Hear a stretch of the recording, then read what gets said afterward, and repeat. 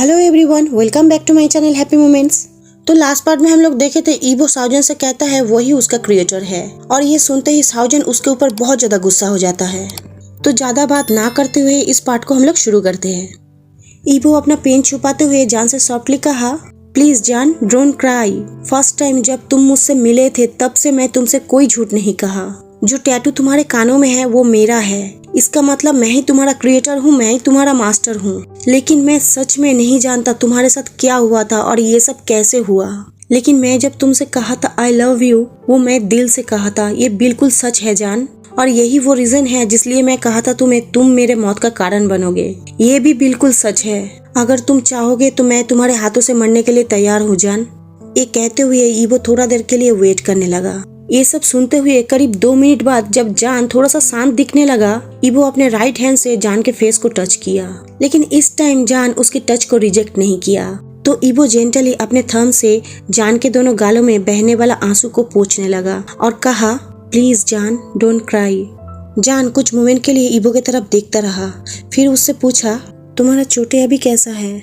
Evo पहले अपने chest की तरफ देखा और फिर साउजन के चेहरे की तरफ देखते हुए कहा, इसमें अब उतना ज्यादा दर्द नहीं हो रहा है जितना पहले हो रहा था। ये सुन के साउजन अपने दोनों हाथों से अपने आंसू को पोंछा, फिर एक डीप सांस छोड़ते हुए कहा, 2 मिनट के लिए यहाँ पे रुको। ईवो के रिप्लाई का बिना वेट किए ही साउजन क्विकली उठ के खड़ा हुआ और डोर की तरफ जाने लगा। वो डोर से बाहर गया, लेकिन कुछ ही मिनटों में वो अपने हाथ में एक मेडिसिन बॉक्स लिए लौट आया। तुम क्या ये ऑर्डिनरी मेडिसिन से मुझे ट्रीट करना चाहते हो? ईवो जोक के टोन में ये सवाल पूछा जान से, क्योंकि वो अभी जान के दिल को कंफर्ट करना चाहता था। सो जान अभी किसी भी तरह से दुखी मत फील करे इसलिए। तो फिर ऑल राइट, तुम अगर ये नहीं चाहते हो तो। जान ये कहते हुए अपने हाथों में जो मेडिसिन बॉक्स लिया हुआ था उसको अपने हाथ में लेके ही पीछे मुड़ गया। लेकिन ईवो इमीडिएटली उसके हाथ को पकड़ लिया और कहा, इट्स ओके, मत जाओ। इट्स ओके रियली, जस्ट घाव को कवर कर दो। साउजन फाइनली उसके तरफ मुड़ा और कहा, पहले अपने शर्ट को उतारो। ईवो हंसते हुए कहा, तुम श्योर हो ना? जान कहा, मुझे टीस मत करो, नहीं तो मैं अपना माइंड चेंज कर लूंगा। ईवो साउजन के साथ फिर से कोई बहस नहीं करना चाहता था और जान के थ्रेट के कारण ईवो अपना हाथ उठा के स्लोली अपने टी शर्ट को निकाला और तुरंत उसके मस्कुलर अपर बॉडी एक्सपोज होने लगा। कारण उसके अपर बॉडी में अभी भी स्टिल बहुत सारा चोटे था, बहुत सारा घाव था। जो सिल्वर एरो उसके हाथ में हिट किया था वो था, जो सिल्वर व्हीप से उसको चोट लगा था वो भी उसके बैक में था। अब तो उसके चेस्ट में भी चोट लग गया है। ईवो पेन में चिल्लाया जब वो अपने शर्ट को अपने सर से निकाल रहा था। लेकिन ये सब के बीच जान सिर्फ देख पाया उसके हाथ और उसके चेस्ट के चोट को। तुम्हारा हाथ भी इंज्योर है? जान पूछा, लेकिन इस टाइम उसका बात सुन के लग रहा था वो इसको देख के चिंतित है। ईवो अपने बाहों के चोट के पास अपना हाथ रखते हुए कहा, नो प्रॉब्लम, ये तो सिर्फ छोटा सा ही एक चोट है, ये भी बहुत जल्दी ठीक हो जाएगा। जान कहा, मुझे पता है ये एक स्मॉल चोट है, लेकिन इस चोट को बिना कवर किए इस तरह से खुला रखना अच्छी बात नहीं है। इसे इस तरह से अंडर एस्टिमेट नहीं करना चाहिए। जान ये कहते हुए उस मेडिसिन बॉक्स को ओपन किया और उसमें बैंडेज खोजने लगा।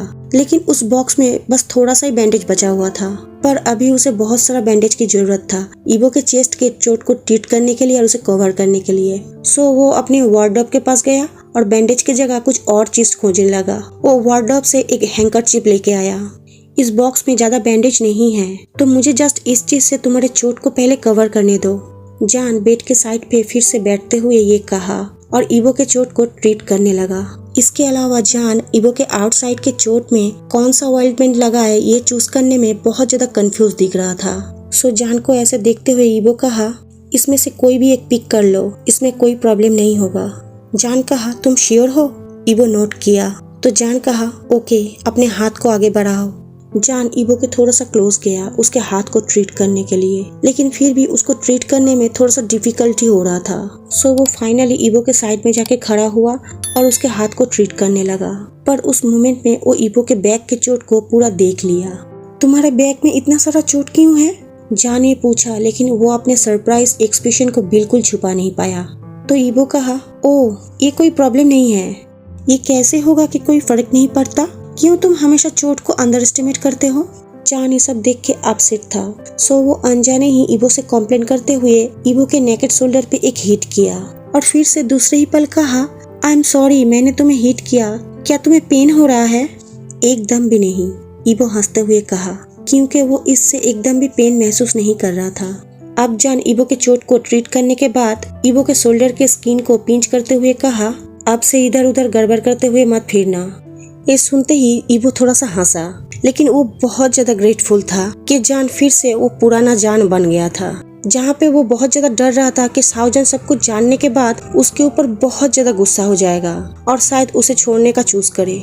ईबो के बैक में जो चोट लगा था, उस चोट को एक के बाद एक देखते हुए जान मुंह बनाते हुए ईबो से पूछा, ये तुम्हारे पीठ में किस तरह का चोट है?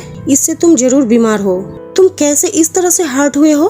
तो ईबो कहा, ये चोट ग्रैंडपा के कोड़ों से लगा है, लेकिन इसमें बहुत पहले ट्रीट हो चुका है, तो इसको लेकर तुम्हें चिंता करने की कोई जरूरत नहीं है। शाओजन ईबो की तरफ डिसबिलीव लुक से देखते हुए पूछा, तुम्हारे ग्रैंडपा तुम्हें कोड़ों से मारा है, लेकिन क्यों? ईबो शाओजन को कोई आंसर नहीं दिया, जस्ट उसके तरफ फिक्सली देखता रहा। जान गेस करते हुए कहा, कारण मैं हूँ, है ना? जान ईबो के चोट को लेके कोई और कारण सोच ही नहीं पा रहा था। उसके वजह से ईबो को अपने फैमिली के पास से ये चोट मिला था। कारण स्टिल शाओजन के ट्रू आइडेंटिटी अभी भी छुपा हुआ था। जान अब दयालु लुक से देखते हुए फिर से पूछा, क्या इससे तुम्हें हर्ट हो रहा है? इससे तुम्हें जरूर बीमार महसूस हो रहा होगा। ईबो कहा, यस, पहले तो हो रहा था, कारण ये चोट सिल्वर से जो लगा हुआ था, लेकिन अभी एकदम भी नहीं हो रहा है। जान पूछा, रियली? तो ईबो कॉन्फिडेंस के साथ नोट करते हुए कहा, कम ऑन, तुम्हारा ट्रीटमेंट मेरे चेस्ट पे कंटिन्यूअसली करो। ये सुन के जान फिर से ट्रीट करने लगा, लेकिन वो ईबो के चेस्ट को ट्रीट करने से पहले ईबो के हाथों के चोट को बैंडेज किया, जो कि देखने से लग रहा था स्लाइटली ब्लीडिंग हो रहा है। जान सस्पेक्ट किया ये चोट फिर से ओपन हो गया है, और ये हुआ है जब ईबो इसिंग के साथ फॉरेस्ट में फाइट कर रहा था। बाय द वे, तुम्हारे नेक में ये कौन चीज का दाग है? जान बहुत ज्यादा कंफ्यूज था, क्यों ईबो के बॉडी में इतना सारा चोटें हैं? तो ईबो पूछा, कौन सा चोट, कौन सा दाग? जान कहा, ये तुम्हारे नेक में 2 छोटा सा दाग है दांत से काटने का। ईबो कहा, मुझे नहीं पता। तो जान गुस्से में कहा, कैसे तुम नहीं जानते हो? तो ईबो नोट करते हुए कहा, रियली मैं जस्ट जानता हूँ ये दाग पहले से ही वहाँ पे था। जान कहा, ये दाग देखने से लग रहा है तुम्हें किसी ने दांत से काटा था। ये सुन के ईबो हंसते हुए कहा, तो इस स्थिति में मैं भी एक लाइकन का ही सर्वेंट हूँ। ये बोलते बोलते सडनली ईबो का बॉडी स्टीफन हो गया, कारण उसे कुछ याद आ गया था।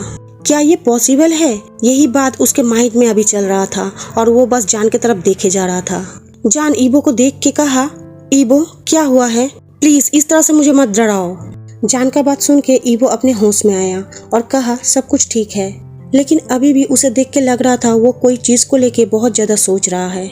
जान ईबो के हाथों के चोट को बैंडेज करना फिनिश करते हुए कहा, डन।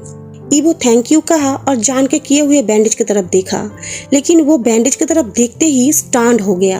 ईबो बैंडेज की तरफ देखते हुए अपने दूसरे हाथ से बैंडेज के गीट को टच किया और फिर अपने चेहरे को जान की तरफ घुमाया और बिना कुछ बोले ही उसकी तरफ बस देखता रहा। क्या मेरे चेहरे में कुछ लगा हुआ है? जान अपने चेहरे को टच करते हुए कहा। ईबो कहा, जान मैंने तुम्हें ढूंढ लिया, ये चोट तुम दिए थे मुझे। ईबो अपने नेक में बाइट मार्क की तरफ पॉइंट करते हुए कहा। जान अभी ईबो के बातों का मतलब कुछ भी नहीं समझ पा रहा था। ईबो जान के दोनों हाथों को होल्ड किया और उसके सामने बैठाते हुए कहा, जान मेरा बात सुनो, 8 साल पहले रेड फॉरेस्ट के किनारे में तुम किसी को सेव किए थे। जान अभी भी कुछ भी नहीं समझ पा रहा था, लेकिन वो नोट करते हुए कहा, तुम्हें कैसे ये सब पता? ईबो कहा, 8 साल पहले मैं बहुत सीरियसली इंजर्ड हुआ था और वहाँ पे दौड़ते हुए गया था छुपने के लिए, और उसी टाइम मुझे एक स्नेक ने बाइट किया था और उसके पॉइजन के कारण मैं ऑलमोस्ट गिरने ही वाला था और मेरा हाथ भी इसी तरह से हर्ट था। ये कहते हुए ईबो अपने हाथ के चोट को दिखाने लगा जान को, जो जान कुछ ही देर पहले ट्रीट किया था। मुझे याद आया मैं पानी को ढूंढ रहा था, कारण मेरा पूरा बॉडी में बहुत तेज फीवर चढ़ गया था उस पॉइजन के कारण। सो मैं रिवर के पास गया, लेकिन वहाँ पे जाते ही मैं अपने मुंह के बल नीचे गिर गया। वहाँ पे एक लिटिल बॉय था जो मुझसे बात किया। मेरा विजन कमजोर हो गया था, लेकिन मैं आंखों से देख पा रहा था। वो मुझसे पूछा, गगा आप ठीक हो? यहाँ पे क्यों सो रहे हो? लास्ट बात है ईबो और जान दोनों एक ही साथ एक ही टाइम में कहा, और ये कहने के दूसरे पल ही दोनों एक साथ घोंटने लगा और एक दूसरे की तरफ देखने लगा। दोनों का बॉडीज बहुत ज्यादा टेंस था और दोनों में से कोई भी मूव नहीं कर रहा था। दोनों ही कुछ मोमेंट के लिए साइलेंस था। फिर ईबो कहा, फिर मैं उस बॉय को पानी के लिए पूछा। वो मेरे लिए पानी लेके आया, लेकिन फिर वो बहुत ज्यादा सरप्राइज हो गया जब वो मेरा हाथ से खून निकलते हुए देखा। वो बॉय मेरे हाथ के चोट में उसके हैंकरचिप से बैंडेज कर दिया था और वो बैंडेज एग्जैक्टली ऐसा ही था जैसे कि तुम किए हो। मैं अभी भी स्टिल वो हैंकरचिप संभाल के मेरे रूम में रखा हूँ। मैं तुम्हें बाद में दिखाऊंगा। फिर मैं तुम्हारा नेक से ब्लड निकलते हुए देखा जहाँ पे स्नेक बाइट किया था। इस बार ईवो को रोकते हुए साउजन कहा। फिर मैं तुमसे पूछा मैं तुम्हारे लिए क्या कर सकता हूँ, लेकिन तुम मुझे बोले मैं तुम्हारे लिए कुछ भी नहीं कर सकता तो वहाँ से मैं चला जाऊँ कारण तुम्हारे बॉडी में पॉइजन था। तो मैं तुरंत वहाँ पे टाइम ना वेस्ट करते हुए हेल्प के लिए किसी एडल्ट को ढूंढने के लिए चला गया। लेकिन मेरे बातों पे कोई भी यकीन नहीं किया क्योंकि वो फॉरेस्ट बहुत ही क्रीपी था, बहुत ही डरावना, और किसी का भी हिम्मत नहीं था उस फॉरेस्ट के अंदर जाने का। तो फाइनली मैं एक इंसान से पूछा किसी पर्सन को अगर स्नेक ने बाइट किया हो उसे किस तरह से हेल्प किया जाए।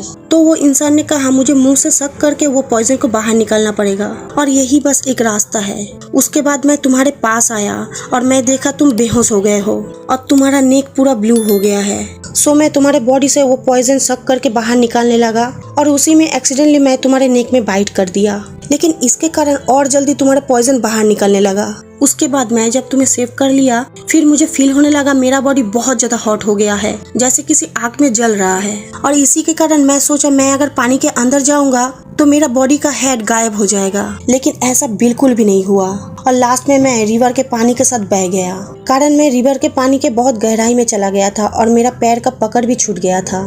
पर मैं सोचा मैं वहीं पे मर जाऊंगा। जब मैं अपने होश में लौटा मैं ऑलरेडी इसिंग के हाउस में था। ये कहते हुए साउजन अपना स्टोरी क्लोज किया। साइलेंस। दोनों अपनी अपनी तेज धड़कनों के साथ बस चुप थे। फिर स्लोली और केयरफुली ईवो अपने दोनों बाहों में जान को कैरी करते हुए कहा, थैंक यू उस दिन मुझे सेव करने के लिए, और आई एम सॉरी मैं तुम्हें लाइक एन सर्वेंट बनाया और तुम्हें ऐसे ही छोड़ दिया कुछ भी बिना जाने। मैं ही तुम्हारे लाइफ को डिफिकल्ट बना दिया। साउजन के आंसू अब फिर से बहने लगा, लेकिन वो अपने दिल से बहुत ज्यादा रिलीफ फील कर रहा था कारण वो ऑलरेडी पूरा स्टोरी जान चुका है जो वो जानना चाहता था।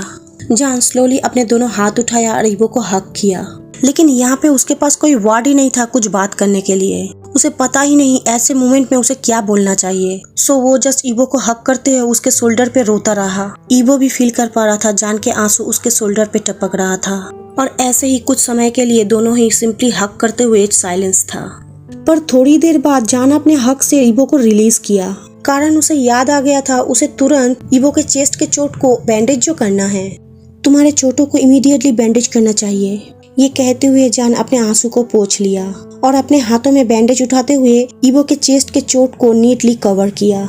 नेक्स्ट वो ईवो के हाथों के चोटों को ट्रीट किया, फिर उसे भी कवर किया, और जान वहाँ से मूव होने के लिए टर्न हुआ। ईवो सडनली उसका हाथ पकड़ के खींचा और जान का बॉडी फिर से ईवो के सामने बिस्तर पे गिरा। देन ईवो जान को पीछे से हक कर लिया। जान अपने सर को ईवो के चेस्ट पे रखा और दोनों का हाथ एक दूसरे के हाथ में रखते हुए लॉक किया। सो तुम मेरे साथ रुकोगे ना? ईवो जान के कानों में जान से पूछा। उसका साउंड सुन के लग रहा था वो बहुत ज्यादा अपसेट भी है और निराश भी है। जान कहा, भले ही तुम मुझे बाहर निकाल दिए थे, लेकिन एक्चुअली में मैं तुम्हारे पास वापस आ गया था और उस टाइम तुम्हारे पास वापस आना मेरा डिसीजन था। तो ईवो पूछा, तो अभी तुम्हारा क्या डिसीजन है? आज का पार्ट मैं यहीं पे खत्म करती हूँ। फ्रेंड्स, इस एफएफ का ये पार्ट मेरा सबसे फेवरेट पार्ट है और मेरे बहुत सारे फ्रेंड ने बहुत बार पूछा है मेरा फेवरेट फेस्टिवल कौन सा है, तो मेरा फेवरेट फेस्टिवल होली है। सो फ्रेंड्स, मैं सबको विश कर रही हूँ एडवांस हैप्पी होली, और मेरे सारे बंगाली दोस्तों के लिए हैप्पी दोल। मैं विश करती हूँ आप लोग अपने फैमिली के साथ अच्छे से ये दोल को एंजॉय कीजिए। तो ये वीडियो पार्ट सुनते हुए आप लोग मुझे कमेंट करके जरूर बताना आप लोगों को ये सुनने में कैसा लगा। स्टोरी अच्छा लगे तो लाइक करना, फ्रेंड और फैमिली के साथ शेयर करना, और मुझे सपोर्ट करने के लिए इस चैनल को सब्सक्राइब जरूर करना। अपना और अपने फैमिली और दोस्त लोगों का ख्याल रखना। तो मैं आज चलती हूँ। Bye bye friends.